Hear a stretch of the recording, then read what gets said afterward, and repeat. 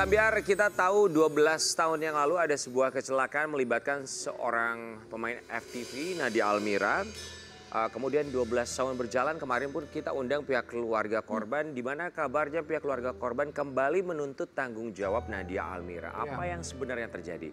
Kita akan hadirkan dan memberikan waktu dan juga ruang Nadia Almira untuk memberikan klarifikasinya. Di pagi-pagi Ambiar, ini dia Nadia Almira dan kuasa hukumnya Raden Reza.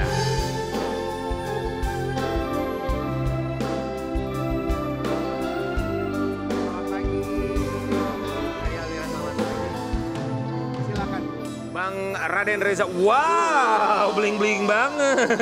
Aku kok nggak mau lepas tangannya, cincinnya bling-bling. Silakan, Nadia Almira, terima kasih banyak sudah hadir. Bang, boleh ke depan dulu. Kami turut prihatin atas apa yang terjadi 12 tahun yang lalu. Tidak ada yang menginginkan kecelakaan, ini sebuah musibah pastinya. Qadarullahnya memang terjadi seperti itu. Kemudian kita tahu keluarga korban mencoba untuk meminta seorang Nadia Almira untuk kembali bertanggung jawab. Nanti boleh cerita sama kita. Tapi sebelumnya kami ucapkan terima kasih sudah hadir. Kita akan lihat bagaimana cerita keluarga korban. Kemarin mereka sempat kami undang di sini. Bercerita menuntut kembali tanggung jawab seorang Nadia Almira. Kita akan saksikan dulu yang satu ini. Ya. Sebetulnya kami sudah lupa dengan kecelakaan ini. Kemudian 12 tahun berlalu ada keluarga korban hadir bercerita di media sosial pada awalnya kan ya. Ini seakan kita mau tidak mau harus flashback lagi. Karena jujur kami lupa dengan kejadian ini. Kalau izin Nadia Almira mau menceritakan kronologi saat itu tuh seperti apa kecelakaan? Apa yang terjadi sebetulnya? Itu Nadia pulang syuting. Boleh lebih keras lagi Nadia, maaf. Nadia pulang syuting. Sekitar jam 1:30 malam. Pagi? Iya pagi. Ya. Kondisi jalanan nggak terlalu sepi Kak. Sepi ya? Sepi. Jakarta? Jakarta, Ya. di Jakarta. Dan itu di luar tol ya, di jalan biasa. Bukan jalan raya besar. Terus Nadia kaget tiba-tiba ada motor yang pelan di depan mobil Nadia. Nadia ingatnya motong terus pelan gitu di depan mobil Nadia. Nadia setir sendiri ya? Nadia setir sendiri. Setelah itu Nadia berusaha banting setir, akhirnya Nadia nabrak beton. Pembatas jalan. Beton ya. Beton ya? Nabrak beton. Gitu, terus setelah itu Nadia pingsan. Nadia pun pingsan? Pingsan. Oh, saat itu berarti kamu tidak tahu kondisi Adnan sang korban di lokasi atau tempat kejadian perkara? Nggak tahu, Nadia nggak tahu. Sama sekali Nadia nggak tahu. Oke, kamu sadar-sadar berada di mana? Nadia sempat sadar sebentar, itu Nadia lagi dijahit. Terus setelah, karena lagi dijahit ya kondisinya di ruangan apa ya namanya ya, ruang tindakan lah ya. Kan banyak dokter, akhirnya Nadia histeris. Dan karena Nadia histeris itu akhirnya ditidurin lagi sama dokter. Terus sampai Nadia dibangunin pulang gitu. Jadi Nadia benar-benar nggak tahu apa-apa, nggak tahu kondisinya Adnan gimana, nggak tahu, apapun nggak tahu. Oh oke, berarti saat di rumah sakit kamu betul-betul tidak tahu ada korban namanya Adnan, termasuk kondisinya tidak tahu seperti apa? Iya. Kamu baru tahu kondisi korban bernama Adnan itu kapan? Mungkin setelah 1 atau 2 hari ya Kak, seingat Nadia ya. Karena Nadia juga kan kondisinya luka-luka juga ya Kak. Jadi luka-luka juga. Iya, jadi nggak langsung dikasih tahu juga sama keluarga gitu. Nunggu Nadianya bisa diajak ngobrol, baru dikasih tahu. Ada tuduhan tabrak lari, tanggapan kamu apa yang ingin kamu klarifikasi? Enggak, Nadia nggak tabrak lari. Saat itu Nadia langsung urus keluarga Nadia ya, saat itu langsung urus rumah sakit, urus biaya dan perpindahan rumah sakitnya. Karena rumah sakit yang pertama nggak bisa nanganin, akhirnya dipindah ke rumah sakit yang lebih besar. Dan itu keluarga Nadia yang bantu urus gitu, jadi Nadia nggak lari. Oke, ada tanggung jawab kamu ya. Kemudian setelah akhirnya bertemu dengan Adnan untuk kali pertama, kondisinya seperti apa Adnan yang kamu lihat? Nggak sadar, Adnan nggak sadar, koma. Waktu itu pertama kali Nadia ke rumah sakit itu Adnan belum dioperasi dan belum bisa dioperasi. Jadi nggak bisa komunikasi sama Adnan langsung. Baik. Lantas kami pun mendengar ada surat damai yang ditandatangani oleh kamu dan ayah dari Adnan. Iya. karena memang ya kita tahu Adnan dalam kondisi tidak sadar. Tidak mungkin juga membuka mata sulit apalagi menandatangani dan memahami isi perjanjian tersebut. Isi surat damainya kalau kamu berkenan boleh kamu ceritakan? Yang Nadia ingat isi surat damainya itu menyatakan sudah menerima ini sebagai musibah dan tidak akan menuntut apapun di kemudian hari. Isi surat damainya itu. Kami pun menanyakan hal yang sama kemarin ya. Lantas dari sang adik pun juga sang ibu menyatakan bahwa ayah dari Adnan menandatangani ya dengan alasan karena memang butuh biaya untuk operasi. Ya Nadia nggak bisa jawab itu ya Kak, karena itu ya dari pihak mereka. Cuman saat itu Nadia kehabisan biaya. Nadia udah nggak ada uang lagi memang. Terus Nadia coba bicara sama polisi gitu. Pak, saya memang udah nggak ada uang lagi gitu. Saya nggak tahu mau gimana lagi nih besok. Akhirnya polisinya ngomong ke Nadia gitu, Mbak, kami coba bantu untuk ajak ngobrol mereka lah gitu ya, supaya barangkali mereka mau damai. Iya. Mbak Nadia berdoa aja gitu. Nah setelah itu tuh dikabarin beberapa hari kalau mereka bersedia untuk damai. Terus kan ada proses ya Kak, dari polisi ngomong itu sampai mereka mengiyakan itu kan mereka disuruh berunding lah sama keluarga besar gitu kan, disuruh berpikir gimana mau damai atau enggak. Jadi kalau misalnya terpaksa ya Nadia bingung gitu loh kan. Tapi Nadia ketika penandatanganan perdamaian tersebut dari pihak Nadia ada memberikan sejumlah bantuan dana tidak? Ada, memang polisi juga bilang sama Nadia kalau misalnya memang Nadia masih bisa mengusahakan lagi untuk kasih mereka supaya memudahkan mereka untuk biaya rumah sakit lagi gitu kan, ada spare waktu lah. Jadi Nadia coba ngobrol sama keluarga dan waktu itu yang bisa diusahain itu tanah dijual gitu. Oh, kamu sampai menjual tanah? Iya.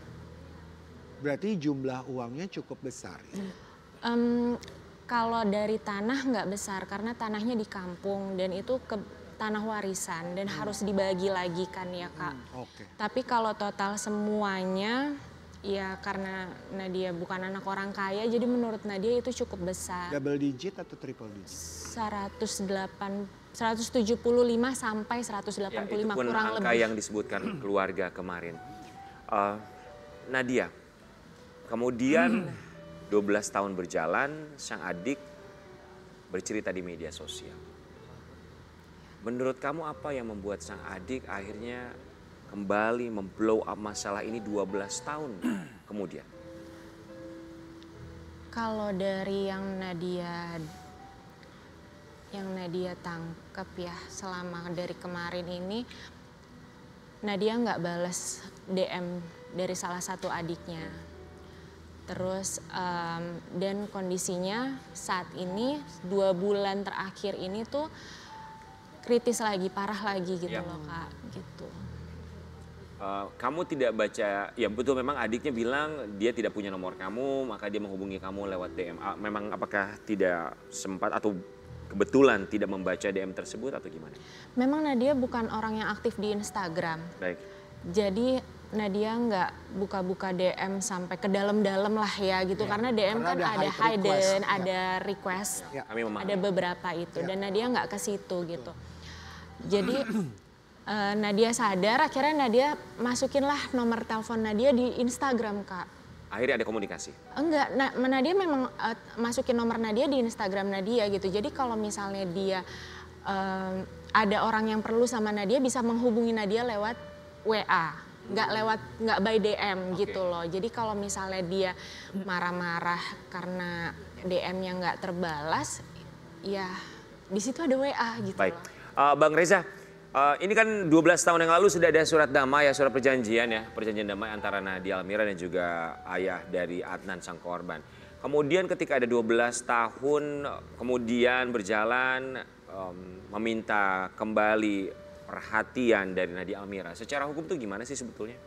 Jadi memang kalau saya lihat di permasalahan ini kan sudah ada perjanjian damai di situ.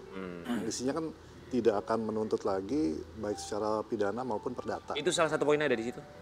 Kalau dari pihak Mbak Hani bilang seperti itu karena pada saat itu saya tidak ada di situ ya. Tapi apakah masih ada suratnya? Ada di polisi. Ada Ya, di ada polisi. Sempat Tapi, membaca suratnya? Oh tidak, belum. Jadi apapun itu isinya itu kan sudah ada kesepakatan damai. Dan selama 12 tahun itu kan tidak ada apapun, tidak ada pihak polisi menghubungi, berarti kan sudah clear. Karena menurut secara hukum itu sudah selesai. Kalau sekarang itu bahasanya mungkin restoratif justice. Gitu. Oke, yang artinya ini hanya diminta mungkin barangkali kebaikan hati ya, mungkin lebih ke situ barangkali ya. Walaupun kita tahu bahwa kamu pun sudah bertanggung jawab 12 tahun yang lalu dan mereka sudah menerima. Iya, mungkin memang tanggung jawabnya. Memang, tapi caranya salah. Itu yang sangat. Yang mana bang? Cara dari pihak Mbak Hani. Yang mana yang salahnya?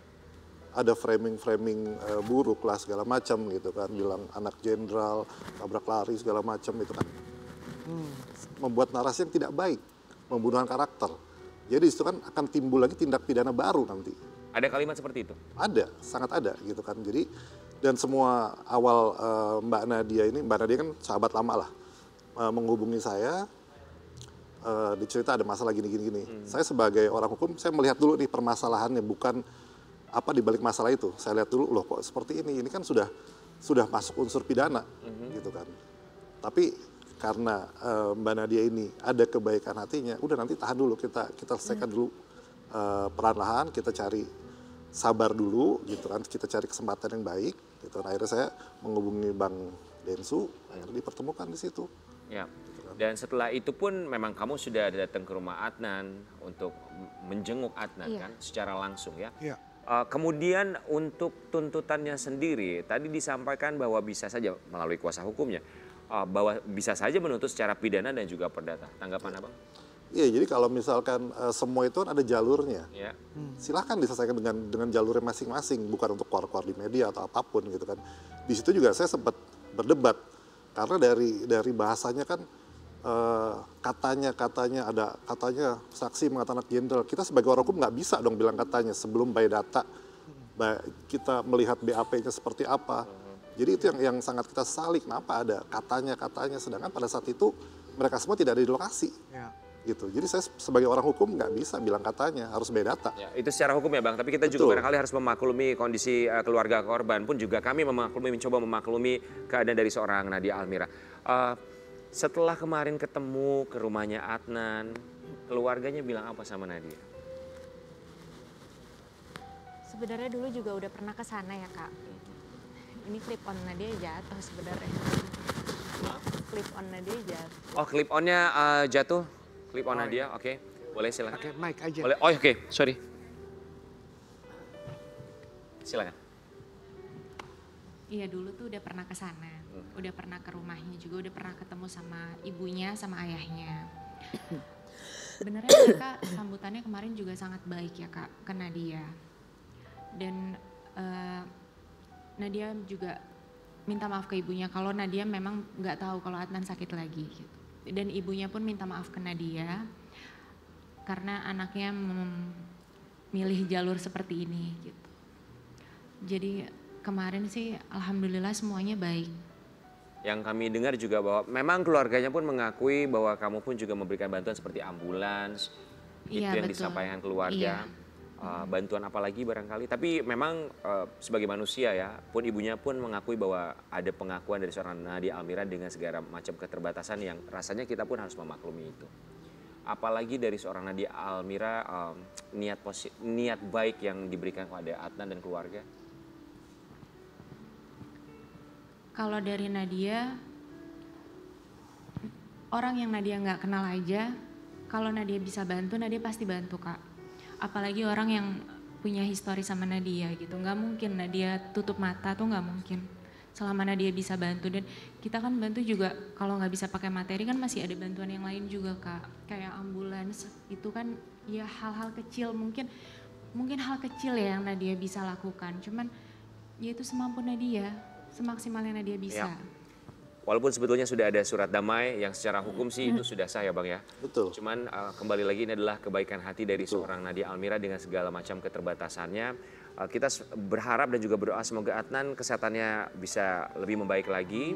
Dan juga Nadia Almira, kita yakin apapun yang terjadi dalam hidup ini sudah merupakan takdir. Semoga bisa menjadikan seorang Nadia Almira semakin naik kelas. Amin.